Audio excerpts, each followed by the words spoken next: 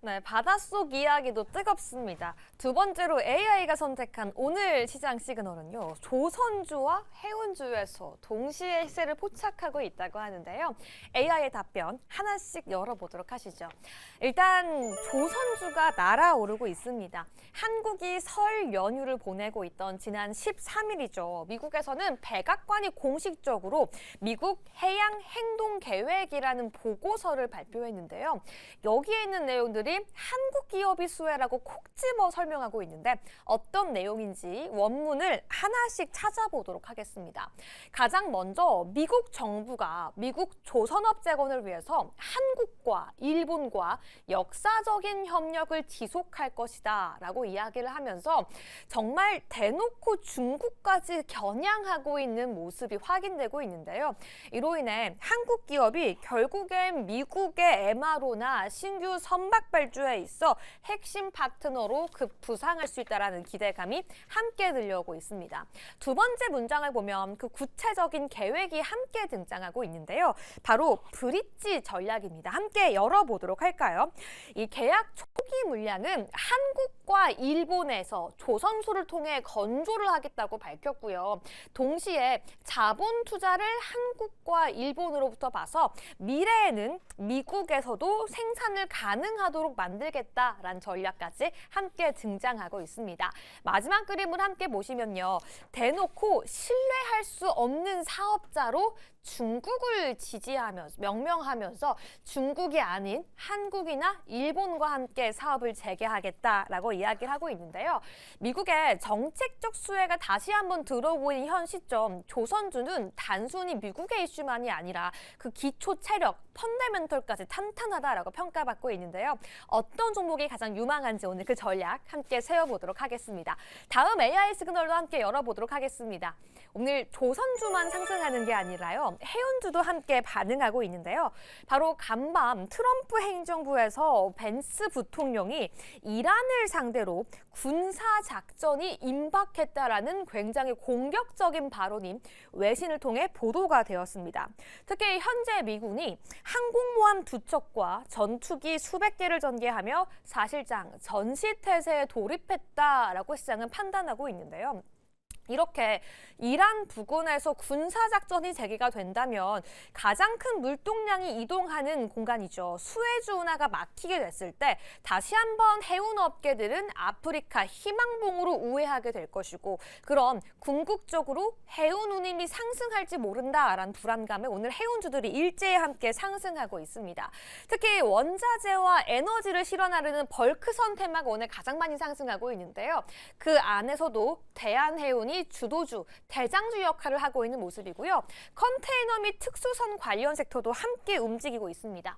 국적선사인 HMM도 운임 프리미엄 수혜 기대감 속에 오늘 함께 상승하고 있고요. 석유화학 제품을 운송하고 있는 흥하해운, 안정적인 LPG 운송 관련된 계약을 탄탄히 보유하고 있는 KSS 해운도 오늘 그 시세를 포착되고 있습니다. 신규 성장 모델을 가지고 있는 STX 그린로지스 역시 시장에서 그 기대감을 함께 가지고서 상승하는 모습인데요. 해운주 오늘 하루 만의 테마일지 아니면 이란과 미국의 지정학적 리스크 속 계속해서 주시해야 할 테마인지 오늘 그 전략 함께 알아보도록 하시죠. 자, 추가 시그널과 또 기업 알아봐야 되는 연장선으로 퍼스트 프라임 리서치 손열호 팀장 자리였습니다. 어서 오세요. 안녕하십니까. 네. 자, 이번에는 또 바다로 갑니다. 네, 우주 갔으니까 다시 지구로 돌아와서 바다. 이러다 또 심연으로 가지 않을까 싶긴 한데 심연은 깊은 바닷속이죠. 태평양의 마리아나 해구인가요? 네. 뭐 거기까지는 지금 얘기 꺼낸 건 아니고 지난 13일 날 미국의 이제 도널드 트럼프 행정부가 42쪽 분량의 미국 해양 행동 계획 미국의 해양 행동 계획 이 뭔지 잘 모르겠는데 42쪽을 읽어보질 않아가지고 자, 뭐 우리 조선업이 또 같이 마스카입니까? 마스카? 그동안 뭐 반도체나 뭐 전력 설비나 원전이나 이런 종목들이 정말 사고 싶었는데 변동성이 많이 발생했었고 뭐 운수 장비나 운수 창고 이쪽에서 외국인과 기관의 매수세가 많이 나와가지고 스트레스를 많이 받으셨던 분들은 좀 좋은 기회가 왔다라고 판단하고 있고요. 일단 저도 이제 유정 아나운서께서 앞에서 이야기하신 것 중에서 그래도 좀 다행이다라고 보면서 조금 부담스러웠던 게 미국이 이제 중국을 배제하고 우리나라를 콕 집어서 우리나라랑 일본과 같이 협업을 하겠다 이런 이야기가 좋게 들으면은 뭐 이렇게 손을 잡으면서 앞으로 나아가고 싶다라고 하는 것이고 좀 부정적으로 들리면은 너네 기술이 필요하다 뭐 우리한테 좀 달라 뭐 이렇게 들릴 수가 있는데 그런 부분에서 이제 계약 관계나 이제 어떤 계약서를 잘 써가지고 잘 지켜내는 것이 중요하다라고 판단하고 있고요. 근데 우리가 뭐 현대차나 뭐 반도체, 전력 설비 이런 것들은 매주 다뤘다 했을 때 조선이랑 해운 같은 경우는 정말 한 달 만에 다루는 것 같습니다. 근데 그 가운데서 저는 조선이나 해운에 대해서는 뭐 종목 상담을 필요로 하신 분이 계시다 보니까 종종 공부를 했었는데 이 조선 같은 경우는 정말 고점에 있을 땐 주가 수익 비율이 한 45, 50 정도 넘어갔었는데 이 방위산업과 조선이 견조한 실적 보여주다가 그들보다 훨씬 변동성이 강한 섹터가 많다 보니까 많은 투자분들께서 조금 이제 외면하시다가 오랜만에 조선이나 해운 섹터를 보니까 퍼가 많이 내려온 모습입니다. 근데 다행인 부분들은 반도체에 비해서 실적 퍼포먼스가 안 나오지만 그들은 견조한 실적이 나오고 있었다. 근데 많은 투자분들께서는 변동성을 선호하다 보니까 이쪽 섹터를 조금 소홀히 했던 것은 맞다. 근데 이 섹터에 대해서 다시 한번 더 온기를 줄 수 있는 뉴스들이 나오고 있고 관련 종목들도 오는 운수장비랑 운송창고 보니까 외국인과 기관의 순 매수가 들어온 모습입니다. 그래서 나는 조금 단기적인 변동성을 선호한다라고 하신 분들은 뭐 시가총이 조금 작은 종목들, 나는 좀 안전한 종목 없을까요? 저는 뭐 반도체랑 전력설비 수익 청산하고 뭐 증권주 수익 청산하고 현금이 많은데 조금 안전하게 접근할 수 있는 섹터 없을까요? 라고 하신 분들은 뭐 조선 섹터도 괜찮아 보인다. 그 좀 평가를 하고 있습니다. 네. 하여튼 미국의 해양 행동 계획 발표를 마스가 프로젝트의 구체적인 이행 이렇게 해석을 하면서 국내 조선업이 모처럼 또 한번 이제 주가가 이제 시동을 거는데 이걸 방산으로도 연결을 지을 수 있긴 있죠. 확실하게 만약에 우리가 어떤 항공모함이나 아니면 어떤 그 이제 전투기에 싣고 다니는 모함 네. 그런 것들을 관련했을 때 방위산업이다라고 볼 수 있고 엄밀하게 이제 방위산업과 조선은 조금 다르지만 결은 좀 비슷하다고 판단합니다. 근데 어떤 뉴스가 나왔을 때 우리가 보통 미국에서 어떤 마스가 프로젝트로 인해서 우리나라랑 함께 하자 이랬을 때는 긍정적으로 움직이는데 방위산업 같은 경우는 보통 싸워야 오르거든요. 근데 그런 섹터들도 이런 뉴스가 나오기 전에 조정을 충분히 겪었을 때는 이런 긍정적인 뉴스가 나왔을 때는 순환매가 나올 수 있다라고 판단하고 있고요. 방위산업 같은 경우도 저는 긍정적으로 말을 해왔습니다. 왜냐하면 관련 종목들 실적이 잘 나옴에도 불구하고 기간 조정을 너무 많이 겪다 보니까 주가 수익률이 많이 떨어지다 보니까 공략할 상황이 맞다. 근데 지금은 우리가 우크라이나 재건에 대한 기대감으로 방위산업 밀렸다가 다시 한 번 더 이란과의 어떤 지정학적 갈등이 나오면서 방위산업 올라갈 수 있다. 근데 이런 포인트에만 너무 국한되면 이거는 투자라는 것이 아니고 약간 매매, 투기라는 거기 때문에 저는 지정학적 리스크가 안 나왔으면 좋겠지만 지금 나오고 있는 뉴스 스탠스를 봤을 때는 나올 가능성이 높다라고 판단하고 있고 저는 사실 조선 같은 경우는 그 어떤 종목을 사도 된다라고 판단하고 있고 방위산업 같은 경우도 어떤 종목을 사도 되지만 만약에 어떤 지정학적 리스크가 심해지는 이런 뉴스 나왔을 때는 투심 변할 수 있으니까 방사는 조금 매매 관점으로 그다음에 좀 수익 이상 관점 안전한 것은 조선 같다. 좀 판단하고 있습니다. 방산은 빼고 조선? 만약에 오늘 주제로 이제 네. 조선을 주셔가지고 저는 조선 위주로 보고 있었는데 만약에 조선 왜냐하면 보시면서 이란하고의 뭐 리스크가 있잖아요. 네. 국지적인 리스크가. 근데 이제 방산과 조선을 묶지는 않고 방산은 개념은 빼버리고 그냥 조선만 그냥 보시겠다는 거잖아요. 그죠?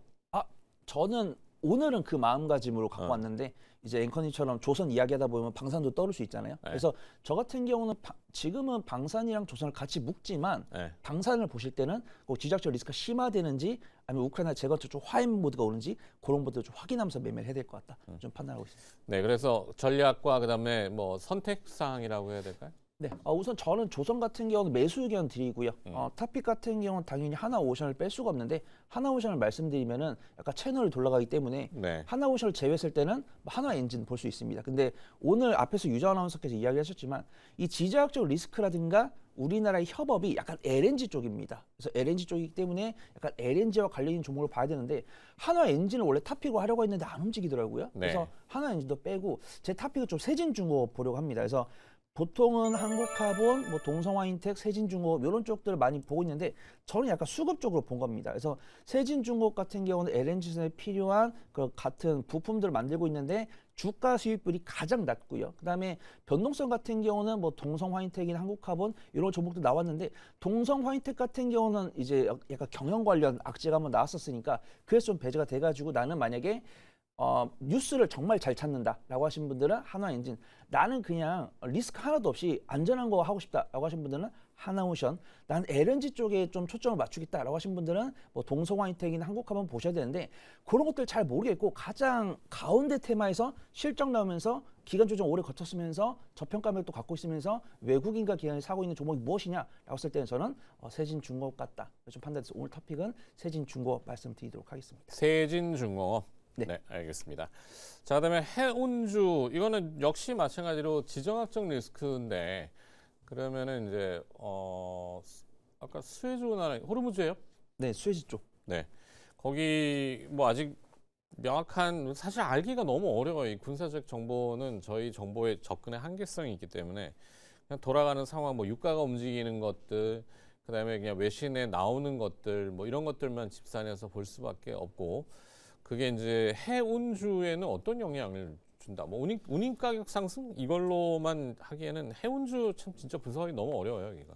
네, 확실하게 저번 달 1월 초부터 해운 관련 종목들이 올랐으면은 운임지수 상승에 맞닥뜨릴 그런 연관성이다라고 보고 있는데 지금 오늘 같은 경우는 좀 시세가 어떤 지정학적 리스크랑 이제 중국산 해운에 대해서는 이제 운항 수수료, 입항 수수료를 받겠다고 했으니까 그 부분이 조금 부과된 거다라고 보고 있습니다. 근데 또 재밌는 게 BDI 운임지수랑 상하이 컨테이너 운임지수를 검색을 해보시면은 BDI 운임지수 같은 경우는 3개월 넘게 오르다가 조금 밀리고 있고 네. 그다음에 상하이 컨테이너 운임지수는 이제 막 오른 상황입니다. 근데 재밌는 건 뭐냐면 우리나라 해운 관련 종목도 실적이 조금 변동성이 있습니다. 그래서 보통 우리가 운임지수가 오르면 그에 맞게 관련 종목들의 실적이 반영이 되는데 증권사 리포트를 보면은 운임지수가 오름에도 불구하고 울고 웃는 국내 해운주 이런 제목의 리포트가 있어요. 그래서 우리가 운임지수를 보면은 그냥 어떤 이 운임지수를 해가지고 이 관련 운임이 아니고 이 운임과 관련이 있는 15개 노선에 대한 평균인데 우리나라 관련 종목들이 실적이 변동성이 있다는 것은 우리나라 운임 이제 해운 관련 기업들이 이 노선과 관련 있는 사업을 못 하고 있다. 그래서 어떻게 보면 좀 기술력 문제죠. 그래서 우리가 알고 있듯이 수혜주 운하를 통과하는 이런 노선을 운행하는 회사는 HMM밖에 없습니다. 근데 앞에서도 유정 아나운서가 이야기해줬지만 그러면 이게 수혜주 운하 관련해서 갈등이 나왔으면은 HMM이 올라가야 되는데 HMM보다 뭐 페노션이나 대한해운 이런 종목들이 많이 움직이죠. 그래서 제가 서두에 말씀드린 것처럼 나는 뭐 운임지수 체크 못하고 전쟁 안 났으면 좋겠고 그냥 안전한 거 하고 싶다라고 하신 분들 조선 쪽 보시면 좋을 것 같고 나는 그래도 운임지수 체크할 줄 알고 이란이라는 검색 키워드를 해가지고 이 지적적 리스크 얼마나 불거지는지 그다음에 좀 남들보다 좀 빠른 차익을 얻고 싶다라고 하신 분들 좀 해운주 괜찮은데 제가 앞서 말씀드린 것처럼 지수에 비해서 관련 종목들의 실적이 조금 변동성이 있으니까 그 부분은 조금 감안하셔야 될 것 같다. 좀 말씀드리도록 하겠습니다. 네, 언뜻 들은 생각인데 보통 우리가 알고 있는 일반 상식에 지금 우리나라의 수출이 가장 잘 되는 건 반도체죠. 네. 반도체는 배로 실어 나르는 건 지극히 적은 물량이고 대부분 항공으로 운송을 할 거예요. 왜냐하면 그 부피에 비해서 가격 고가고 속성과 그다음에 뭐 여러 가지 조건들이 있어서 그러면은 사실 반도체 수출을 그렇게 많이 했다 그러면 운임은 뭐 항공사가 좀 많이 먹지 않았을까 생각이 언뜻 드는데 항공사 주가는 뭐 어차피 대한항공 하나잖아요 지금도 대한항공은 뭐 여객만 계속 그 얘기를 해서 별로 관심들이 없는 것 같고 해운으로 움직이는 건 대부분 말씀하신 BDI는 벌크잖아요. 드라이한 건화물이라 그래서 우리가 들여오는 건 많은데 석유도 들여오고 뭐 석탄, 곡물 들여오는 건 많죠. 반면에 나가는 건 자동차 정도가 좀 나가는 것 같고 그러면 해운주가 뭐 딱히 그렇게 좋을 게 있을까? 운임이 뭐가 좋은가? 요즘 교류용량이 막 활발한 것 같지도 않고 왜냐하면 미국과 중국이 지금 4월인가 정상회담을 앞두고 있잖아요. 근데 아까 입항 수수료 얘기하셨죠. 네. 그거를 다시 자기들 마음대로 만나게 하면은 또 내리고 그러면 운임가가 떨어질 거고 안 만난다 그러면 또 운임가가 올라갈 거고 들쭉날쭉이라서 이거는 판단하기 되게 어려운데. 그래서 분산 투자를 해야 되는 것이 아닌가. 분산 투자? 분산 투자를 해야 되는 것이 맞지 않나 그렇게 판단되고 있고요. 제가 가장 핵심에서 말씀드린 게 나는 이런 뉴스 체크 못한다고 하시는 분들께 저는 해운을 별로 권해드리지 않습니다. 차라리 조선이나 반도체 쪽이 낫다라고 판단하고 있고요.